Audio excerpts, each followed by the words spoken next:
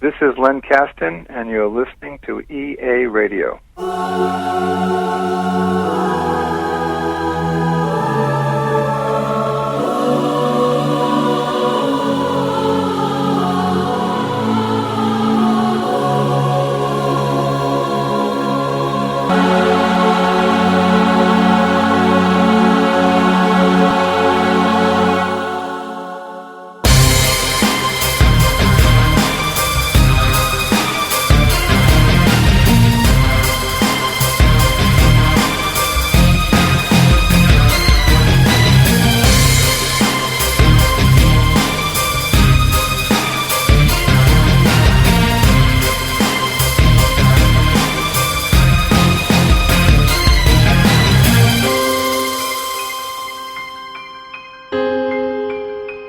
Welcome to Enigmatic Anomalies, EA Radio.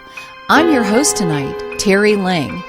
What an incredible evening we have in store for you. Becky Andreasson is joining us with her extraordinary life story of alien abductions and extraterrestrial training. So go get your recording devices as she'll be sharing her insightful symbolic speaking messages with us.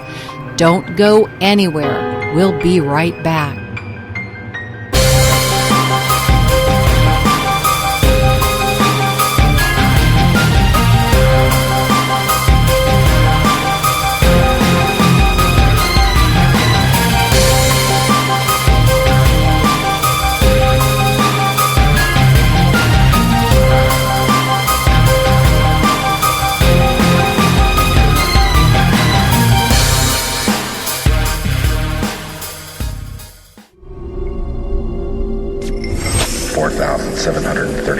UFO sightings in 2007. 854 abductions by aliens or unknown species reported by American and British citizens.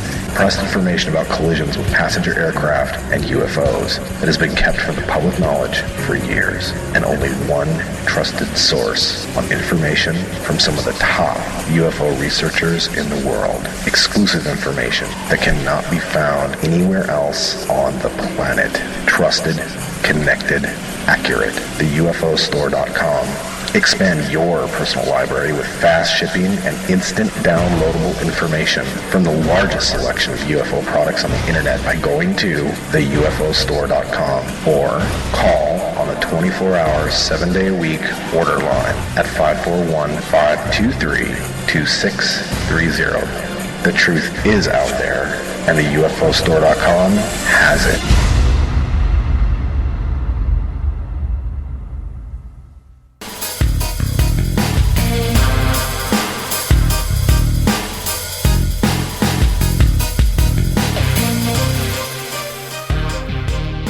Welcome back to Enigmatic Anomalies Radio, and today we have the pleasure of speaking with Becky Andreasson. She is one of the Andreassons from the famous Andreasson Affair books that have been written, and it's just a segment of books, I think 5 in total, compilation in the series, which covers her lifetime as a younger woman. Becky, thank you so much for joining us. Oh, you're so welcome. I'm so excited. It's like I don't know where to start. But let's try to start at the beginning. Okay. The book that was extraordinary and definitely spoke into my life was the very first book, The Andreasson Affair, which I picked up because a friend said, "You have had so many experiences, Terry, you've got to read this woman's book." And I just thought, oh, that's silly. So it sat around for a couple months, and then I picked it up. And then I never put it down, and I read all the way through every single last one of them. So that's wonderful. It was really eye-opening. So, Becky, you're the daughter of Betty Andreasson, and you're the firstborn of 7 children in the Andreasson family. Is that right? Yes, that's right. Okay. And let's go right into the remembrances that you have. You began as a young child, actually, from like birth to 12 years old. So where do you want to start? Well, we can start with the Andreasson affair when I was 11 years old, and that was January 25th, 1967 in South Ashburnham, Massachusetts. And that's what the first book is, our experiences there. That's the first time I ever seen grays. Uh-huh.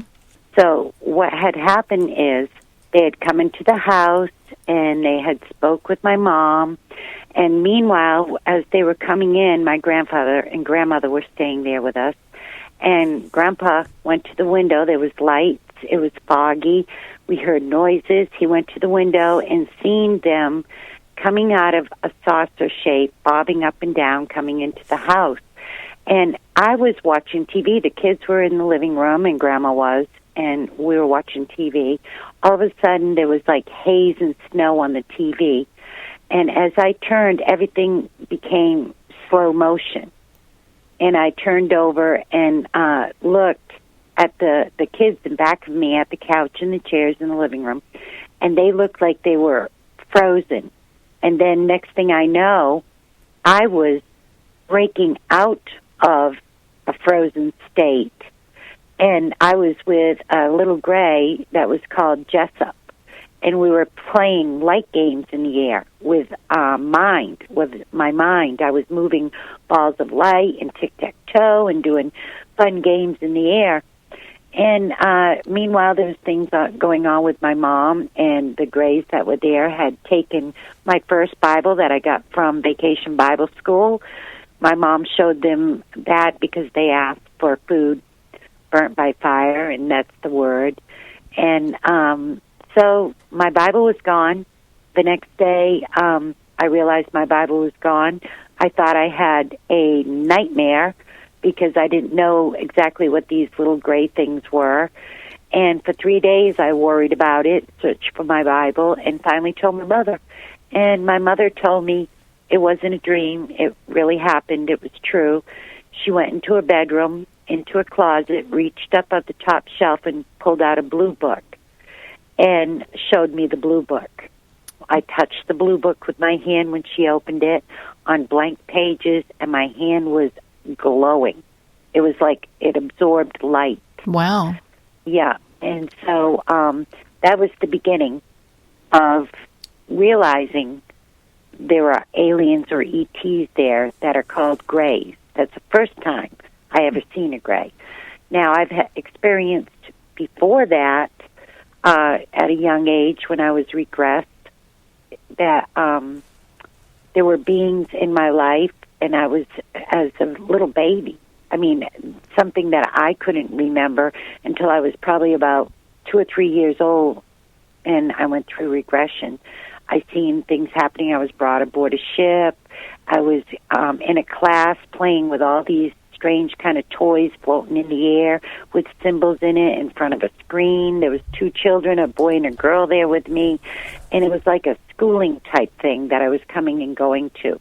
But even before that, my mother remembers, and she had told me about this.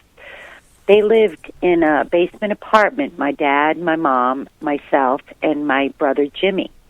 And I was probably about 1.5 years old, or almost 2, and we were both in cribs, and my dad would get up early in the morning and go to work, and my mom would lock the door and went back into the other room and lie down for a bit. Well, there was a knocking, bang, bang, bang, bang at the door, and my mother got up and came out, and there was a woman there, neighbor there, and said, "Your daughter is up over the hill in the sandbox playing in the sand naked." And my mother said, "What?" And so she goes into the room to see if I'm in the crib, and Jimmy is there's 2 cribs in the room. My brother Jimmy is the only one in the crib. I'm gone. And now the door was locked. The windows are up high, small windows in a basement apartment, all locked, and I'm out there. So Mom goes flying out the door and goes up to get me, and as she's coming up, there I am playing naked in the sand, and there's an elder standing next to the bush watching over me. Mom scoops me up and brings me back home, and she never could figure out how in the world I got out of there or why until later when she was regressed, and this is what we had found out. So she eventually did find out. You know, you're coming up on the anniversary of this. So how many years has it been now? 'Cause 1967 till now. Wow. Yeah. This has been quite a while. It's really been all my life. I mean, like even in my younger years, I have dealt with the beings, and they look to me, the first form of beings I've ever been involved with look like people. So I didn't even realize, actually, that they were any form of angelic or ET beings. I thought they were family members. Right. That's, you know, I was little. I thought they were just family members. So it wasn't until 1967 when I all of a sudden experienced the Greys. Mm-hmm. Now, the Greys became your friends as well. Yes. Okay. You know, because your whole life has been a part of the extraterrestrial interaction, how do you feel it has enriched your life thus far? Well, I feel, first off, being a Christian and reading all the stories in the Bibles where the angels came to Abraham and all the others and the prophets, I realize in even today's life, modern life, even back then and today, all things are possible. And there's messengers that are coming to and from. And I read in the Bible where Ezekiel saw the wheel and everything else, and putting two and two together, I realized this has been going on for eons with people. And it sometimes at points frightened my mother. But me, I was just like, oh, right out there, okay? That's what's going on in my life. And I was so excited and so happy to be involved with all that in my life that I never had a problem with it like a lot of people do. Well, you know, they fear it. What about when you went to school? Did you discuss it at all? When I was in school, you mean regular school? Right. Not okay. Yes, when I was in school, my mother had told me in 1967 what happened was real, and that I shouldn't really speak about it to anyone because they wouldn't understand. And she was actually protecting me, and it was rightfully so that she said that to me because, you know, at that time in life, a lot of people didn't understand or didn't know. You know, it wasn't like all over the internet, and we didn't have the phone cameras and cameras taking pictures for proof right back then. So, you know, that's the thing. And I'm glad she did say that to me because I didn't say and speak about it. Well, it would absolutely be kind of a no-no at church as well. I don't think that they would have received that kind of word well. You're right. Even today, some of them don't. Oh, absolutely. But I mean, you know, God created everything. All the universes, you know, all the beings, everything. So who is man to say, okay, this one's good, that one's bad, you can talk with this one, you can't talk with that one. You know, it's like, you know, this is God's creation, and God says what goes, not man. Exactly. Yeah, I happen to believe that as well. You know, and so here, 47 years later, you're looking back on your life of extraterrestrial involvement, which is commonplace. So instead of that being paranormal, it's normal. Right. You know, that's right. It really is. Yeah, it is your norm. It is as well in my life that way. And I know to people that might be listening, they might be thinking, well, you know, this is pretty crazy stuff. But you seem to be chosen. And, you know, it happens to those who they decide to disclose to. And I always looked at my life as well being really paranormal and odd, but actually it's normal for me. So I totally relate to that. So what about now? Are you having any additional contact? Oh, yes. I have always been connected with them and in contact with them because, first off, learning the sacred language, you know, just learning that is eternally connected to them. Eternally. I speak the language. I write the language, and it's a powerful living language. Before, it's like the heavenly angelic language. Before even language was all separated here on Earth, it's powerful, and it keeps that connection with them. They can speak to me, and I can hear what they're saying in the language and repeat the language. I do that for messages for people. I also have done prayers in the language. I also do writings for people in the language, because what this language is it's a language of love, healing, life, power. It straightens things out that should be straightened out, that should be right for people.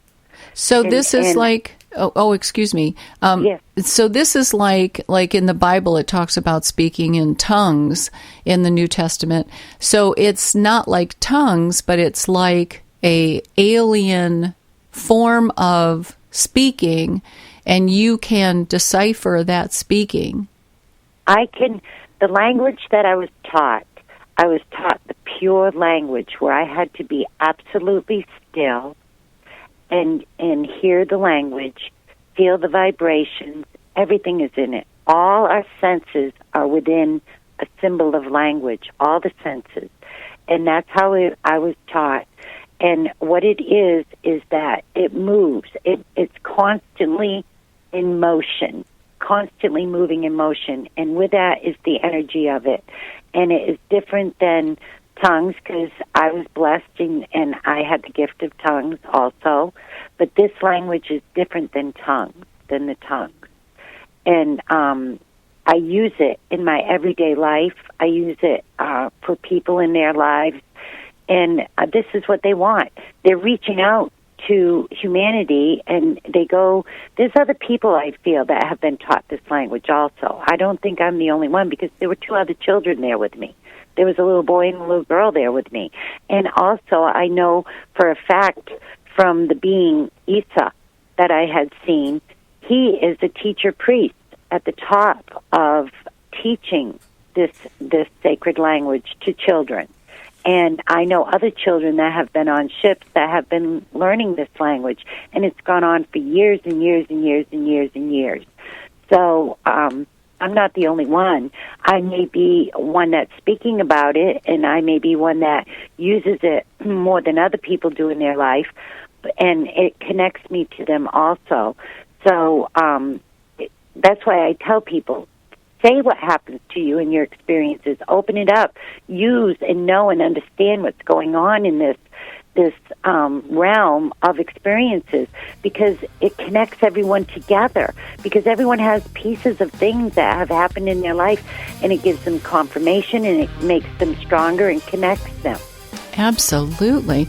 Well, we have to take a real quick break right about now, so stay tuned. Hold on to your hats. You aren't going to want to miss this. We'll have more with Becky Andreasson about this strange extraterrestrial language, as well as her writings. So stay with us. My name is Michael IV, and I'm the lead investigator for the Seekers Paranormal Society. About 7 years ago, I had my first paranormal experience. Now, armed with the latest in paranormal equipment, I'm setting out to find the truth. Joining me on my quest to capture evidence is my equipment tech Ramon Vivas and investigator Steve Weldon.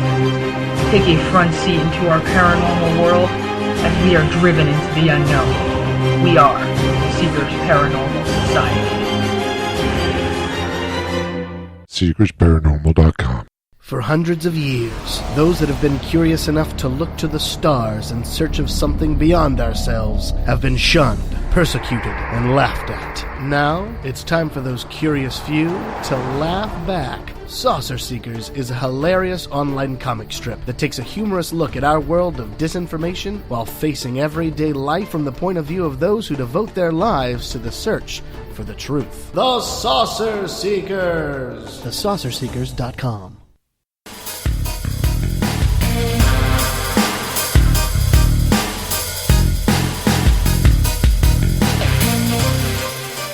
Welcome back to EA Radio. We are talking with Becky Andreasson, and we're discussing this amazing gift that she's been given via the Lord and extraterrestrial intervention and angelic intervention. And Becky, as we were sharing earlier, this gift that you've been given, you can both speak it, you can write it, and you can reach out to people's lives with it. Tell me a little bit about this. It's amazing. That's right. It's a living language. One way to look at it is it can go right down to a pinpoint, like to one person, and then reach up and go like a burst, like a cone or a burst, and go on eternal. In other words, to cover everybody, like swoop right around and cover everyone. Something said can fit in each person's life. And then there's personal writings that I do. And I do that by taking my left hand and touching their name, because names are very, very important. The vibration of your name is through your whole being. You're being called your name every day. You know who you are by your name. It is very important. So I take my left hand and touch the name that a person signs, and I take my right hand and I begin writing the language as I'm hearing it. I'm pulling up. It's going up into the realm of the sacred language where the elders are, and it's coming back down through, and I'm actually hearing this language, and I'm writing it as I'm hearing it. And this is all about exactly the person that I'm drawing from their name. That's only for them. Now, if I do something else where I give a message or speak in the language to an audience or people out there, everyone will receive that, but they will receive it where it fits in their life, where it fits perfectly for them. Because when you look at this language, it's living, it's moving. It goes where it is supposed to go in a person's life. And it's also energy, and it's also spiritual. So it connects right away, and a person's consciousness grasps it immediately. That's amazing. It knows what it is. Mm-hmm. Mm-hmm. That is amazing. So if I were to ask you to bless our listeners with this gift, we could focus on our listeners, and even though we don't know how many thousands are listening, you could still send a message out that would bless them right now. So if they went and got their recorders, they could listen to this message and then play it back, and they would have to focus on it, and then in that focusing on their recorder, they would hear what it was that needs to be said to them. That's right. It would absorb right into their spirit being, into their soul, and it would move and change and correct things to bless them and make things better for them. That's amazing. It really is. Okay, well, everybody run, get your recorders, and let's do this, because I think that it's just a wonderful gift you've been given, and gifts are just that. They're gifts. Yes. And so we should share those gifts. And I have all my life. Mm-hmm. Yes. Yeah, absolutely. I mean, I know that I've been given gifts, and I try to share mine as much as I can. And so much happens to me while I'm actually sharing. It's like I'm the one that really gets the blessing, even though I'm sharing. Yes, well, it is a blessing when the heavenly realm and God uses one of his children to get messages out, to touch lives of other people, to touch the souls and connect with everyone. I mean, that in itself is a blessing. Mm-hmm. Mm-hmm. And, I'm just reminded when Jesus was walking through a place with a lot of people in it, and a woman who had a blood issue came up behind him, and he wasn't even aware of her presence. She touched the hem of his garment, and he stopped walking and turned around and said, who touched me. And it was because her faith was made aware by him that somebody had taken from him in faith. So I would just say to whoever is listening, take in faith from what God has given Becky, and let this happen and receive, and let's just go ahead and do this and let this work and move in them. So what do? We just sit back and... All you have to do is be silent and listen. Okay. You're hearing it, and it's absorbing into your spirit body, your soul, and it's absorbing into your physical body because you're hearing it. Okay, how exciting. So, okay, I'm going to be quiet now. Okay. Hokai nayarasa indori ande ke achishu andaranaki neandoro tasa la tori andiki ande ayato kahiandia isya naryasha ushia hua hanyata te laro shotrukuma a ye toro siata takiyama hayate Irarasha Yeshua Oshondo Koryasi Semiata A Iade Nanda Yanda O Larasi Ya Yishimia Taka all. Amen. Wow. That's very interesting. I actually recognized some of the things you were saying there as things that I've actually said. That's very strange. Because I've told you, I feel a lot of us as children were taught this language, or were even spoken to in this language. Mm-hmm. Yeah, it seems strangely normal to hear that. That's very strange. I'm just kind of dealing with it here, in the moment. It's wonderful. It's a beautiful, living, moving, sacred language that touches the lives of everyone. And when they hear it, it will touch your life. Mm-hmm. Yes. Well, yeah, the tones, the vibrations, all of that is a part of a very ethereal realm, actually, Yes. That's beautiful. Thank you so very much, and I'm sure everybody out there is saying the same thing. Thank you. Yes, you're welcome. And we'll wait and see what kind of responses we get from that. I'm looking forward to that. Yes.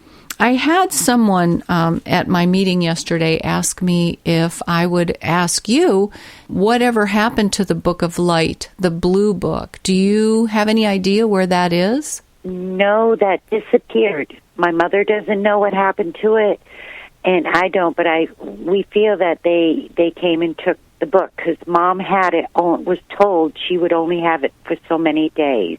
And after those days, it was gone. Ah. Yeah. Did you get your Bible back? No, they kept my Bible, but that's okay. Oh, that's interesting. That's okay with me. It's somewhere up there, my Bible. And when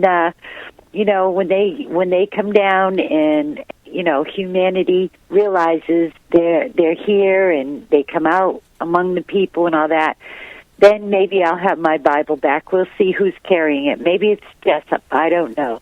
That's interesting. Yeah. Now, another thing that I would like to ask you about, you had mentioned that, you were trained by the elders and they were very human looking and they were tall, white-haired, blue-eyed. That sounds so much to me like angels that I've seen. Yes. And you think they're hybrids, or do you think they're human or angelic? No. I feel they're angelic. Uh-huh. Okay. I feel that they're angelic beings. And I feel that the angelic realm is also working with other beings that we call ETs and, us terrestrial, us human beings. So I think there's intermix of beings, all forms and different types that God's angels are working with. So it's really not just extraterrestrials and the species of the extraterrestrials, but it's the angelic realm. It's that realm. Well, I agree with you 100%. Most people can't fathom that or can't wrap their minds around that, and they think that it either has to be extraterrestrial or angelic, but the two don't meet in the middle, but they absolutely do and can. Yeah. Mm-hmm. That's right. Well, look at when Ezekiel saw the wheel. I mean, God's angels were there, and Jacob's ladder, the angels going up and down the ladder. Right. I mean, that shows you they've always worked with what we call the ETs. And us. I mean, it's been here forever. Yeah, it has. Forever. Mm-hmm. And it's just that, like I said before, people with cameras on their phones and this and that, I mean, they're getting more shots, more pictures.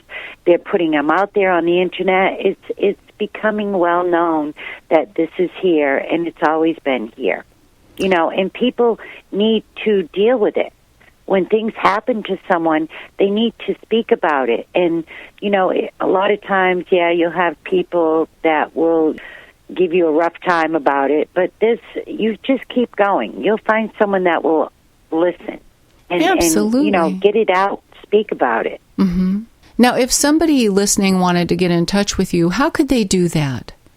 They can do that at Becky Andreasson at AOL.com, my email. Okay. Mm-hmm. And do you have a Facebook page? Yes, I do. I have a Facebook page also.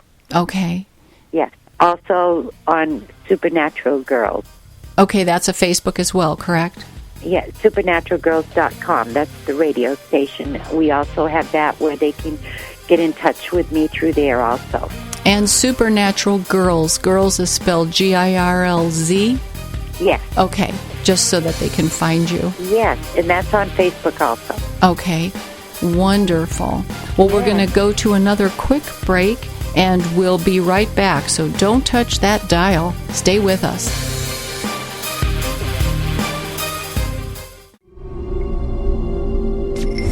$4,734 UFO sightings in 2007.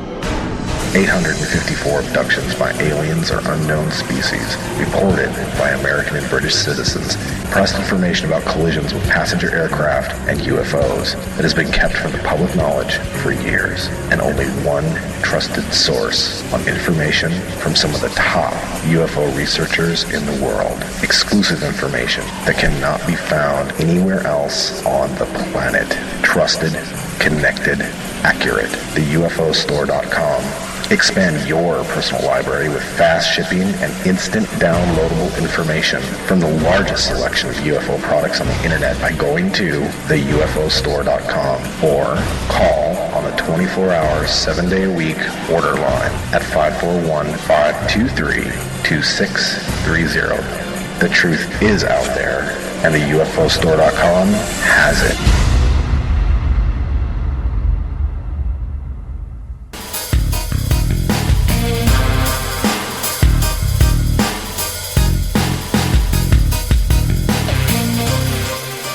Welcome back to EA Radio. We're here with Becky Andreasson and got a lot of questions, Becky, for you tonight. I hope I'm not getting into odd territories here, but in one of the books that I read, when you were younger, you had a peeling of your hands, and I've often wondered about that. Can you share with us? Yes. I was, that came from putting my hands up on the screen and learning this language and giving it back through the hands. This is when I was learning to touch with the left hand, receive, and draw and give the language with the right hand. And I was doing it with touching at that point on the ship. And there was great energy and light. And then, actually, my mother was there astro travel form, seen me there when I was going through this more classes on the ship. Because, I mean, I was going year after year after year, right up into young adulthood, learning, and exercising.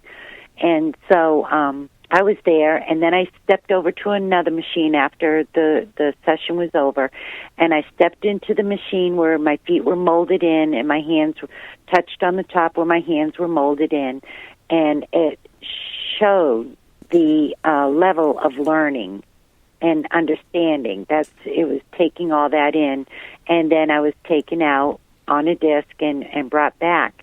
And the next morning, besides that, the next morning when I got up, right in the middle of my fingers, the palm of my hand, my fingers and everything, right into the middle, if you went into the middle of your fingers, was totally all peeling. Mm-hmm. It was such great energy that it actually peeled my hand. And that morning, I went outside because we had geese and chickens, and we had some pigs, and that was the farm area I was living in, and went outside. And further down from the farm area, there was like marshland, and out from that was the ocean. And when the ship took off that night, when it brought me back, it blew the berries off of all the marsh bushes that were all on the side of the shed barn type thing, on the trees, on the geese house, on my house, on the cars, just like a wind came up and like a whirlwind and blew it. There was spattered berries everywhere, all the way up my 2-story house and everything, and that was from when the ship took off. So I knew and remembered instantly what had happened to me. Wow, that's amazing. Yes. You certainly have a vivid memory for all of this, and I can say that I don't remember things, but you seem to get it so clearly. I think that's wonderful. I think that might be from growing up with them, because another thing that has happened to me is when I have been on the ship and doing what I'm supposed to be doing, learning things and things being shown to me and told to me, and then come off. A few times when I've gotten back, I went to speak, and I had a double speech that other people heard. It would be like my words were repeating right after a couple syllables, were repeating themselves as it was coming out of my mouth, the voice. And people would look at me and say, "What are you doing? What's that?" And I caught myself hearing it. So I would have to stop for a moment and sit and be very still and silent. And what I actually could feel and see was pulling my spirit body back into my physical body. I was still leaning forward a little bit out of myself physically. And that's what that whole point was. And actual people, friends of mine and a relative of mine, actually have heard it and caught this on me. Wow, that's extraordinary. That's just literally amazing. Yes, that was, and that the first time it ever happened to me, I was absolutely startled. Mm-hmm. It was like, what is this? Oh, sure, and so I sat very quietly, and I could hear instruction to sit up straight. And so even though I was physically sitting straight, my spiritual body was pulled up straight. Oh, my goodness, that is amazing. Yeah, and then I could speak normally without that repeating right out audibly. You could hear it audibly. It was really strange. I've seen one other person do that, so I know what it is that you're talking about. But that is just incredible. Well, let them know. That's I will. What it is. Absolutely. Yes, that's what it is. You got to sit quietly and pull yourself back in. Sit straight up. Oh, my word. Mm-hmm. This is so interesting talking to you. It's just like revolutionary. Yeah. Or is that the word I'm looking for? Yes. A lot of this and other things that have happened to me throughout my life are not in the books. I'm actually writing a book and putting these experiences and things that I have understood and found out throughout the years down in a book that I'm working on, and I'm naming it Paranormal Airs. Oh, how nice. So when will that be coming out? Well, I don't know. I'm trying.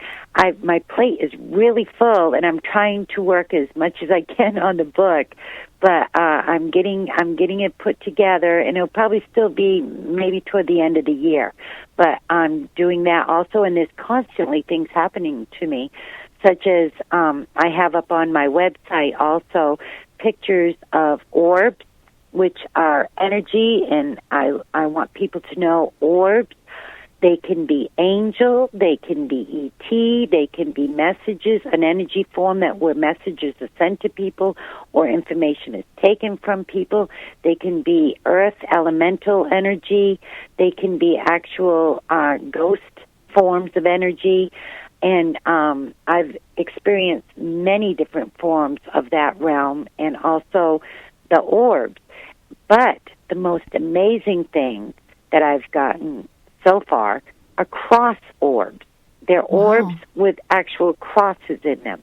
And I tried to do some research on that, and I found out that the oldest symbol that there is a circle with a cross in it. Oh, I did see those. That's what I'm receiving. I'm getting those. Yeah, that's very impressive. I saw that on your site, and I wondered what that was. And those are cross orbs. Uh-huh. Yes. You know, a lot of people have said to me in the past, you know, when you see these different orbs, how do you know which ones they are? And I've always said, well, it's not that you're just seeing the orb, but it's that you're experiencing the presence of it. So there's a certain feeling that goes along with the sighting so that you would know where it's actually coming from. And you agree. I was going to just say, do you agree with me? Oh, yes. Okay. Oh, absolutely. Mm-hmm. It's almost like, you know, people know, or it's like you're sitting somewhere and you can feel someone staring at you, right? Right. Mm-hmm. Okay. And you turn and look and someone is staring at you. It's that kind of in-between space feeling. You know if it's good or not good. Right, exactly. And you know immediately. So, yes, I agree. Mm-hmm. Mm-hmm. Earlier when we were talking, there was something that I wanted to ask you about. It's something that's on your website, or not your website, your Facebook, and it's about something that you saw in validation of a question. Can you share with our listeners what that was all about? Yes. I was walking outside in the yard. I had my dogs outside, and I was walking them, and I heard them call my name. And when they called my name, I said yes, and I asked them, I said, are you going to continually stay connected to me and let me know what I am to do next, more work that I am to do? And if so, then show me something I love so I know this is you that I'm talking to. And as soon as I said that, in front of me, it just appeared, a lady slipper, right in midair. And I always have my camera with me. I lifted my camera and took the shot. And I got on my picture from the digital camera in daytime, midair, a lady slipper. And a lady slipper is my favorite flower. I just love a lady slipper. And I said, thank you so much. Wow. And I said, I will continue to listen and do the work that is needed. And that was validation. It was just awesome for me. I was so excited. My heart was beating 100 miles an hour. I was so excited. Well, you never cease to amaze me, and I look forward to seeing that. I'm going to go on your site and look at that. That's your Facebook page. On my Facebook page. It's way down toward the bottom. But it's there. You'll see an actual lady slipper underneath, and then you'll see the picture I took right above it. Yeah. Good I mean, girl. That's a blessing, because I never, I'm not that great with a camera. I just see a flash or see something with my eyesight, and then I point the camera in the direction and just click. And they do the work. They make sure I get the picture. It's That's amazing. That's great. Yes, I admit it. I'm telling you. You're amazing. Oh, thanks. It's crazy. I'm telling you, life is full of surprises. Absolutely. Full of surprises. It sure is, every day. Yes. And just to remind everybody, your Facebook page is? Becky Andreasson. Okay. Just your name? Yes, just okay. my name, Becky Andreasson. Yes. Okay. Great. Thanks for sharing that. Yes, you're welcome. Interesting stuff. Yes. And then, of course, the little gray rascals there, they're always around off and on. They've never left either, and I've got a few pictures of them. So, usually I'm so exhausted toward the end of the night, my little dogs or my kitty cats warn me if they're around because they start acting up, and I know something's around, and I'll get up and go scope it out with camera in hand. And they've been out in the backyard or they've been at the windows. And recently I posted that on Facebook with the little face in the window. So, they're always coming, and I've seen them in the house, and even my grandchildren. Actually, my children and grandchildren have had different things happening to them through their life also. So, and they've seen these things. They know they're real. A lot of them don't want to deal with it, though, and they don't have to. That's their right. But they also know from me that it's going to be all right. It's not going to harm them, which it hasn't harmed any of them. Yes, that's exactly right. I have the same thing going on with my son and then his daughter. So it's family related. It has always seemed to be that it runs in a family. So if one person, a child or a grandparent or a mother or a father has had the experience, usually somewhere along the line someone else is going to as well. Right. It's all the way back to the beginning, and it's because of the DNA. Mm-hmm. And it's mainly because of what I was told by them and taught by them, the spiritual DNA. Ah, that's interesting. We were just talking about that last night. Yes, it's the spiritual DNA, and it goes up through the family lines from the beginning, and some of us hold a stronger spiritual DNA, than others, and that's usually the ones that they go to and work with. Very interesting. Mm-hmm. In the time that you've had your experiences, do you feel that there's anything that hadn't been covered in a book, something that you would say later, oh, I wish I would have remembered that? Well, yeah, there's a lot of things that have been going on that I am putting in a book. Yes, there's a lot of things. I think, though, my real concern is where, a lot of people, they're talking about different things that have happened to them, but they really need to connect so that they can figure things out, because a lot of things that happen to people are given in bits and pieces. Mm-hmm. And they're also given, for instance, a lot of things in your life that are connected, or a lot like that have happened in my life. And if someone didn't say something or put the story out there, nobody would have known. Mm-hmm. And there are a lot of strange things going on. I mean, even in the Bible, where they say these things are going to come out on earth and make man faint, right? Look at all these creatures and these monsters that are coming out. Right. I mean, we just had on our show word of hellhounds that are out. And they've been spotted in West Virginia and in California and other places. Now, this is something else. It's the opposite side of something you want to meet. But this is out there, too, and I don't think, besides the scary story of someone's taking me out of my room and this is happening to me and I'm coming back and I'm terrified, there's also many creatures or beings that are out there that people are encountering. Mm-hmm. And it needs to be spoken about and dealt with, too. And I think there should be more programs or groups where people can go to get this help, and that they help them. Exactly. Not just listen, but that they actually go investigate and help them. Mm-hmm. Don't you think? Oh, absolutely. That's kind of what got me involved in MUFON, the Mutual UFO Network, is that we investigate and we go out and we talk to people and we do try to help them. That's right. And try to help them understand what has happened to them and what it was that they saw. And we know that the aliens are out there and that they do still come and go and interact in people's lives. and we would like to help people deal with that in a positive way. Right. So, enough said about that. But right. Well, I think the new thing or the most thing that's coming right now is the change, the energy, that, the shift in the energy.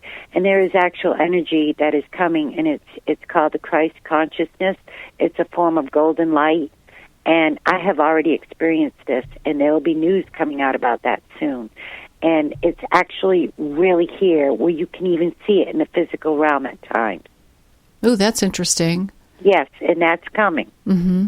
There'll be more about that from me and other people that are coming out. But this is huge, and it is powerful, and it makes a whole world of difference dealing with angelic realm, ET realm, and elemental realm, ghostly realm. It's huge because this energy is pure and powerful. Wow, I can't wait to hear more about that. Yes. That sounds exciting. Yes. Okay, well, our time has gone so fast. I don't know where it went, but we're at that time of the night. With you so much. I could talk for hours, no kidding. I just love all this information you're giving me, so I'm going to ponder a lot of it and look at that chanting that you did, and I would encourage all of our listeners to do the same. And like you said, just sit back, listen to it, and meditate on it, and see what comes into their mind, right? That's right. That's amazing. Right. Thank you so much for that. I really, really appreciate it, Becky. You're welcome. You're welcome. Well, thank you for being on with us tonight here at Enigmatic Anomalies Radio. Thank you. And thank you, everybody out there. Good night. Good night.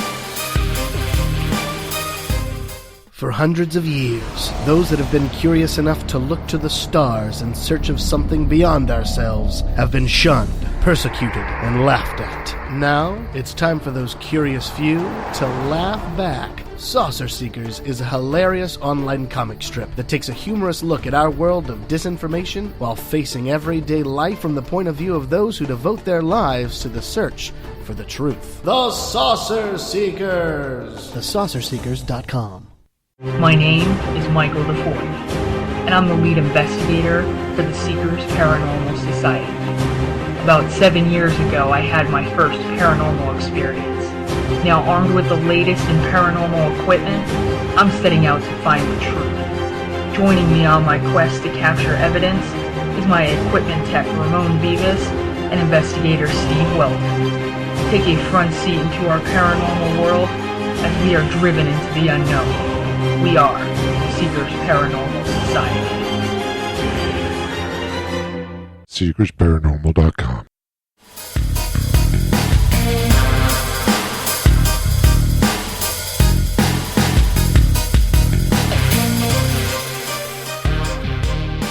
Thank you for joining us tonight. We hope that you found this interview with Becky Andreasson as interesting and as fascinating as we did. Join us again next time as we dive into more subject matter of the enigmatic and anomalous. For more information and other stories, please log on to enigmaticanomalies.com. And don't forget to like us on Facebook and subscribe to our YouTube channel. For Enigmatic Anomalies and EA Radio, this is Terry Ling signing off and saying, have a good night and keep looking up. But as we go out the door, here one more time for you is the message from Becky Andreasson. Hokai nayarasa indori ande ke achishu andaranaki neandoro tasa La tori andi ki ande ayato kahiandia isya Naryasha ushia hwahanya dete Larosho trukuma a ye toro sia tatakiyama hayete Airarasha Yeshua Oshondo koryasi semiata a iate landa Yanda o larasi ya Yishimiataka all. Amen.